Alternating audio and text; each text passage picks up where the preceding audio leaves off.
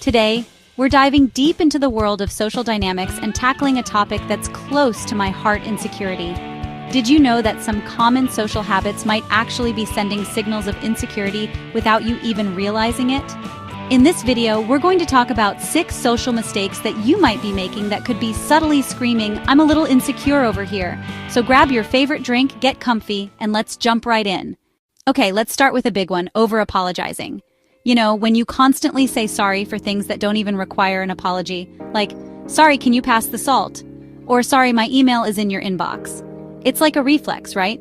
But here's the thing: constantly apologizing, especially for minor things, can actually make you seem less confident. It's like you're diminishing yourself and your presence. And nobody wants that? Think about it. When you're constantly apologizing, you're essentially saying, "I don't deserve to take up space. You deserve to be heard, you deserve to be seen, and you deserve to take up space in this world." So how do you break this habit? Awareness is key. Start paying attention to how often you say sorry throughout the day. Once you're aware of the habit, you can start to consciously replace those unnecessary apologies with more empowering phrases. Instead of "sorry to bother you," try "do you have a moment?" Or instead of "sorry, I have a question," go with "I'm curious about."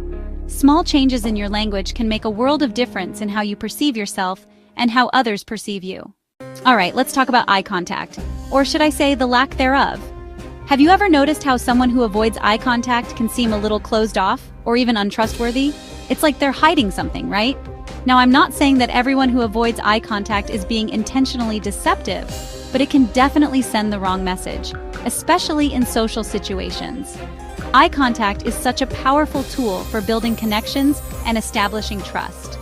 When you look someone in the eye, it shows that you're present, engaged, and interested in what they have to say. It's like you're saying, "I see you, I hear you, and I value you." On the other hand, when you avoid eye contact, it can make you seem disinterested, uncomfortable, or even insecure. Now, I know that making eye contact can be uncomfortable for some people, especially if you're naturally shy or introverted. But trust me, it gets easier with practice. Start by making eye contact for a few seconds at a time, and gradually increase the duration as you feel more comfortable. You can even practice with yourself in the mirror. It might feel a little silly at first, but it really does help. Let's be honest, we've all been there: the nervous fidgeting. You know, when you can't seem to keep your hands still, you're twirling your hair, tapping your foot, clicking your pen. Your body's basically putting on its own little performance of "I'm anxious." And while it's perfectly normal to fidget a little bit when you're nervous, excessive fidgeting can actually make you appear less confident and more insecure. It's like you're sending out a signal flare that says, "I'm not comfortable in my own skin." The truth is, people pick up on nonverbal cues more than we realize.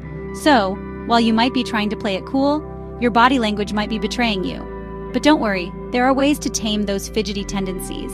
Pay attention to your body when you're in social situations. Are you constantly fidgeting without even realizing it? Once you're aware of your nervous habits, you can start to consciously control them. One helpful tip is to find a grounding technique that works for you. This could be as simple as taking a few deep breaths or focusing on the feeling of your feet on the ground. Okay, let's talk about the power of your voice. Have you ever noticed how someone who speaks softly can sometimes get lost in the crowd? It's like their words just don't seem to carry the same weight. Now, I'm not saying you have to shout to be heard, but there's a certain confidence that comes with speaking clearly and projecting your voice. When you speak with conviction, it shows that you believe in what you're saying and that you're not afraid to take up space. On the other hand, when you mumble or speak too softly, it can make you seem unsure of yourself, like you're not even convinced by your own words. So how do you find your voice and speak with confidence? Practice. Try reading aloud from a book or magazine, paying attention to your volume and clarity. You can even record yourself speaking and listen back to identify areas for improvement. All right, let's talk about the delicate balance of sharing personal information. Now, I'm all for being open and authentic, but there's a fine line between sharing and oversharing, especially when you're first getting to know someone. Think about it. Have you ever been on the receiving end of a conversation where someone dumped their entire life story on you within the first 5 minutes? It's a little overwhelming, right? When you overshare too soon, it can be a sign of insecurity. It's like you're trying to validate yourself and seek approval by revealing everything about yourself all at once. But here's the thing: true connection takes time. Start with the outer layers: your interests, your hobbies, your general outlook on life. As you get to know someone better and build trust, you can gradually reveal more personal layers. Okay, let's talk about the importance of having an opinion and expressing it, even if it's different from the crowd. Now, I'm not saying you have to be argumentative or contrary just for the sake of it, but when you constantly agree with everyone else, it can make you seem like you lack confidence in your own judgment.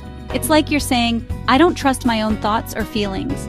Remember, you have a unique perspective and valuable insights to share with the world.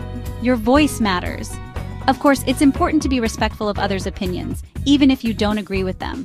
But don't be afraid to speak your truth and stand up for what you believe in. It's okay to disagree. Healthy debate and discussion can be incredibly stimulating and thought-provoking.